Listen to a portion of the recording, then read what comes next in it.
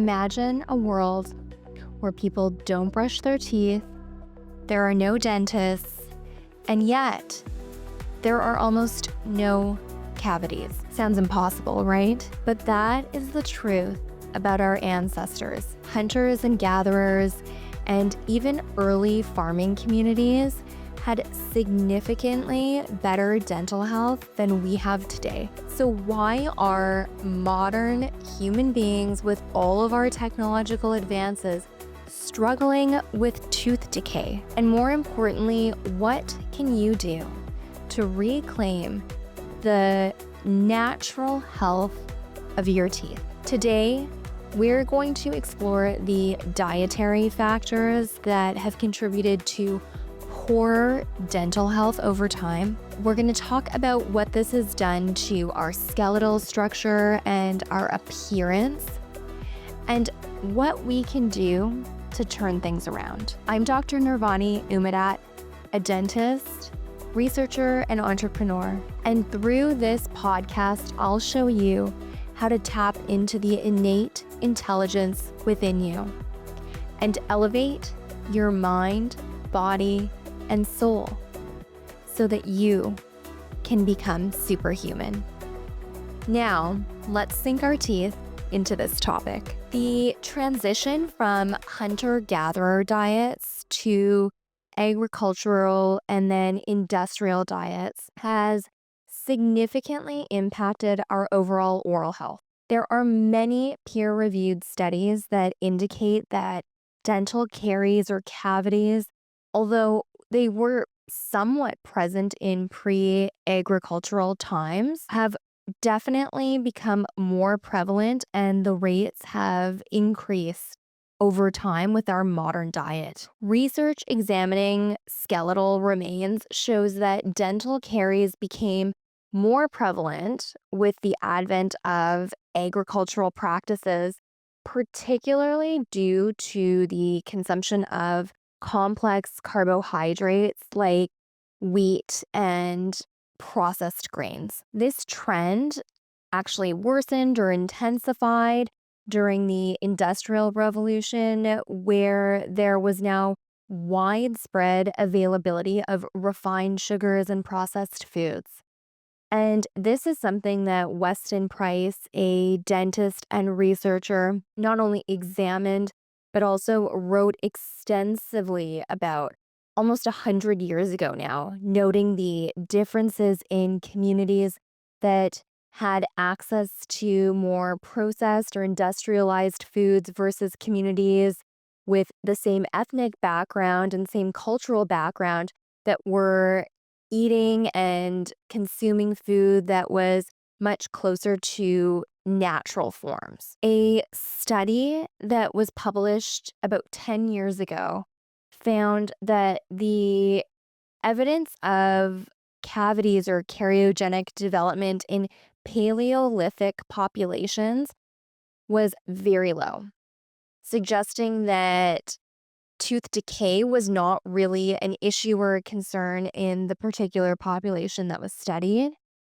And then a similar study evaluating Neolithic populations, so population that would have postdated the Paleolithic people, showed that nearly 70% of adults had developed some kind of caries or cavity process in their teeth. And that was a big shift through dietary and food processing practices. Now, the Industrial Revolution marked another shift or another turning point for how food was being grown, food was being processed, and then consumed. Diets throughout the Industrial Revolution became even more consumed with refined sugars and higher sugar concentrations and consumption. There was a study done in the European Journal of Epidemiology looking at sugar intake and its effects on the bacteria Streptococcus mutans, which is often linked to the development of cavities in dental literature. And there was a sharp increase in cavity development throughout the industrialized era when these refined sugars were being consumed at higher amounts. And it was even postulated that with the advent of these new industrial processes, we were seeing what was termed as agro-industrialized teeth, meaning that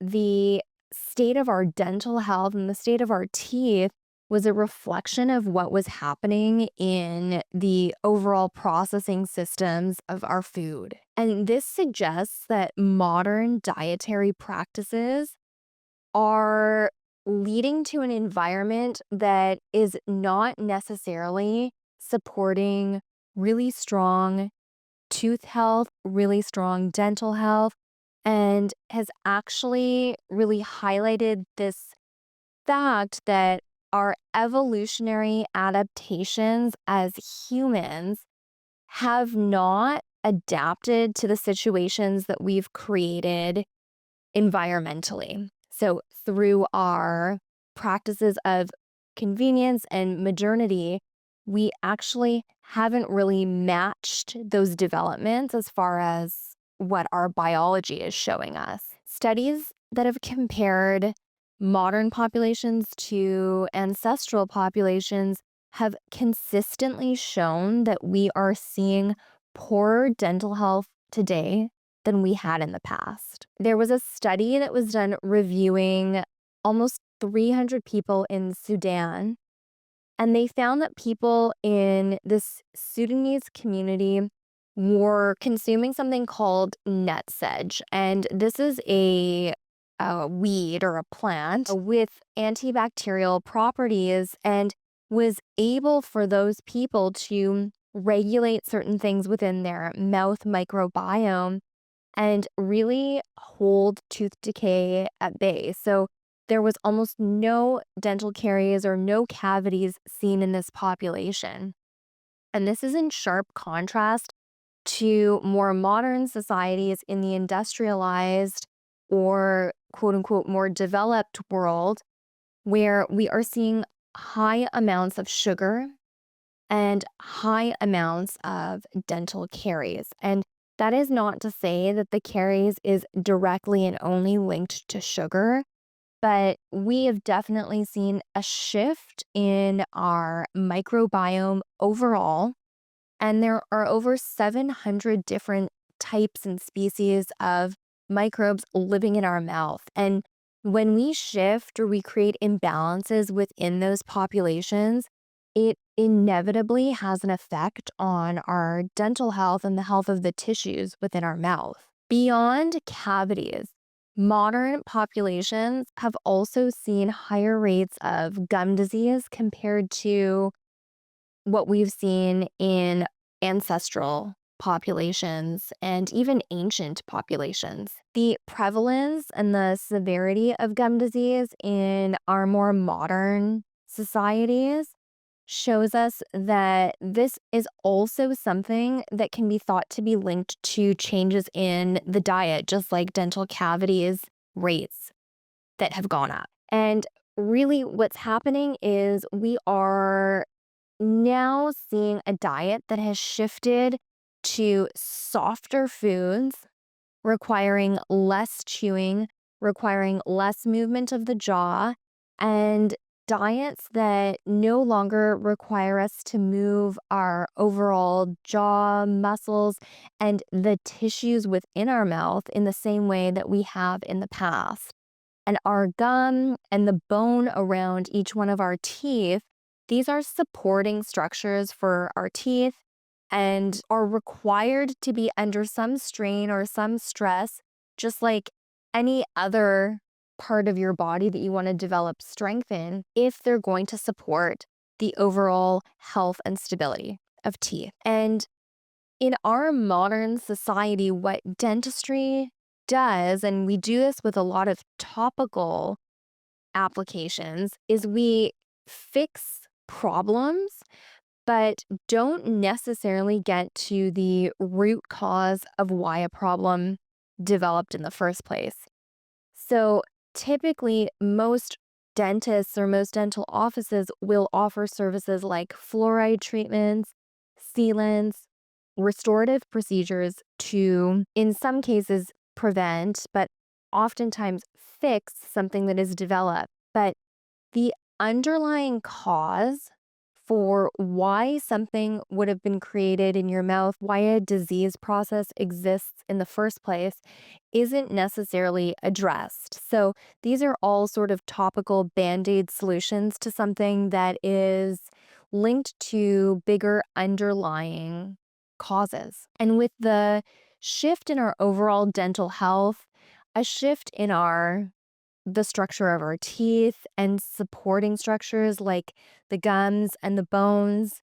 What has this done for our overall jaw development, skeletal development, and with that, the aesthetics of our face? It has been shown that our facial structures and our jaw, our skeletal systems in our face have been linked to tooth alignment and a better diet in previous generations or previous populations. So, what I mean by this is there was a study done where skeletons were evaluated from different communities in Europe, and this went back all the way from 28,000 to about 6,000 years ago.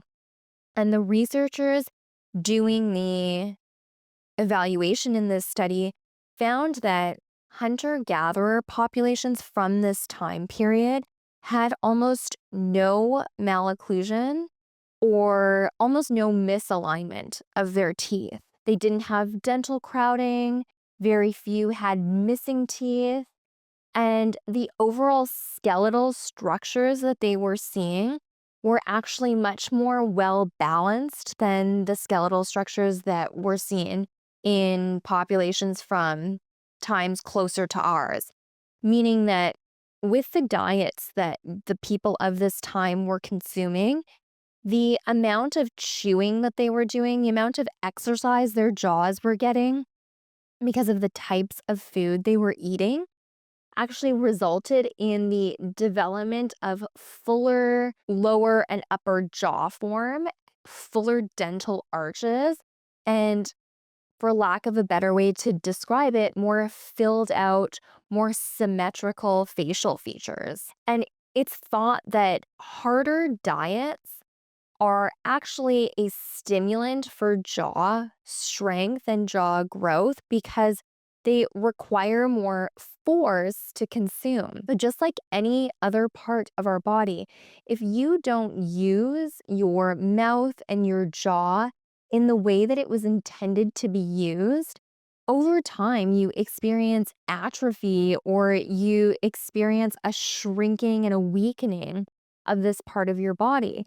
And if that happens long enough, generationally, we actually then throughout time see entire populations of the world that not only function differently, but in some cases also look differently than our ancestors would have. So, with our softer, modernized, processed diets that we're now consuming, in comparison to more raw, dense, coarse diets that would have been consumed in the past, we have seen a shift in jaw size. And the space that teeth actually have to come in within our jaw matters because if you don't have enough space within the jaw, if the jaws aren't growing and developing to the size that they are supposed to be, you end up with crowding and you end up with misalignment. And that's something that is extremely prevalent in children today. There are lots of kids and even adults currently right now who have already been through the process of orthodontics where basically they had to have their teeth realigned or teeth removed, teeth moved around to create a straight balance of the teeth and aesthetically have straight teeth. But beyond that, it really comes down to the fact that the jaws are not sufficient in size to hold the teeth that are developing. So there is a lot of evidence, including some of the skeletal analysis I've already talked about, that points to the fact that previous populations, the people of these times had nice full jaws, had enough room for all of their teeth to come in nicely aligned, had enough room for their third molars or their wisdom teeth to come in and be functional. And now most people these days have their wisdom teeth removed. There's just not enough room in the jaw for them to come in. And so once again, we see evidence that with the advent of changes to our diet and the way that we are actually using our mouths, using our jaw, and in a more limited way, providing less exercise, less functional support to our jaw, it's causing this morphological change to our jaws and to our faces. And there was a study done in Nature Communication that explored these skeletal changes and really looked at this from the perspective of an agricultural shift and then an industrial shift, and how these things have affect the morphology of our skeletal structure in our head and our face. And in post-agricultural humans, we were seen to have less dense bone overall, particularly around the joints, so around our TMJ joints in the head. And this resulted in not only poor bone formation, but less stability of the joints and smaller jaws overall. So the idea that you may be suffering from TMJ is something that may actually be related amongst many other factors that could be coming into play, but it may be related to the fact that your diet doesn't necessarily support the strength and the development of your TMJ joint in a way that it could or it should if you were eating different types of foods or had consumed different types of foods throughout your life. So once again, because we are not mechanically using our jaws in a way that previous generations and previous civilizations have, we are under functioning and we are really not pushing ourselves as fully as we're designed to push ourselves so that we can develop physically and functionally into our highest forms. And so we've gotten really good in modern times at accommodating for these things, like coming up with treatments and solutions that help manage underdevelopment of the jaw, help manage tooth decay, help manage gingivitis, periodontitis. So these issues that have arisen in more modern times that seem to be linked to, in many cases, diet and overall function. But the underlying root cause is that when it really comes down to it, we are not using our mouths, we're not using our jaws to their fullest potential. And over time, over many, many generations, we've seen this shift from really full, well balanced, healthy skeletal development and facial form and dental form to less than that. Many of us have had braces. Many people have surgery to correct jaw misalignments. Many people have had fillings. Many people have gum disease or periodontal disease. These are all things that have been normalized and are now seen as quite common amongst the general population, which, even if you go back 100 years, 150 years, these things in some places didn't even exist. So there is a lot of scientific literature that supports this idea that modern humans have higher rates of dental disease overall, poor dental health than our ancestors did, less well-proportioned faces and jaws, and that these things have been linked to our agricultural and industrialized diets. And more we are seeing processed foods, convenience foods, soft foods in both forms where we're giving it to our infants and our children and for us as adults. So, what are some ways that we can take steps forward to regain some of the strength in our jaws, regain some of the stability that our jaws are supposed to provide for our facial development, and really capture the full potential that was meant for our jaws and meant for our facial form development and aesthetics? Make it a point to consume whole foods.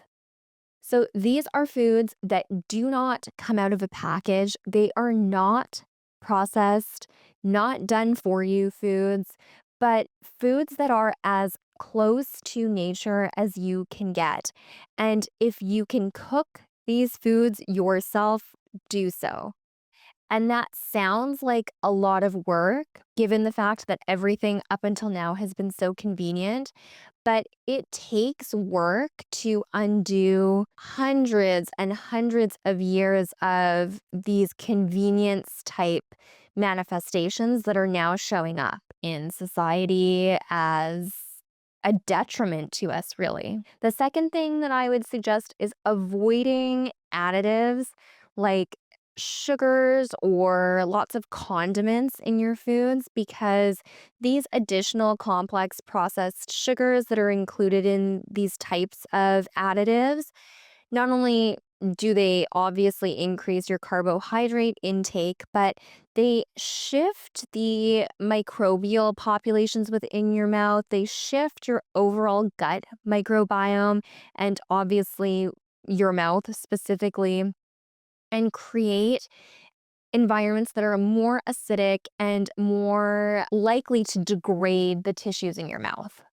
So that would be the second thing. Avoid additive sugars overall. Third, I would say chew your food well. Make chewing a very intentional part of your meals, and think of chewing as almost as though it's a workout for your jaw, so that it's something that you are very consciously doing, mindfully doing. And I would suggest chewing each bite of food anywhere from 10 to 15 times, depending on what exactly you're eating. But the intention is to really work your muscles of mastication, or the muscles responsible for you chewing and breaking up food, and to put some force onto the jaw bones themselves, because when the jaws are under force, they're under additional pressure, it creates this necessity within the bone to become more adaptive, become more supportive, and really strengthen itself against the force that you're applying. I hope that this discussion was valuable for you today.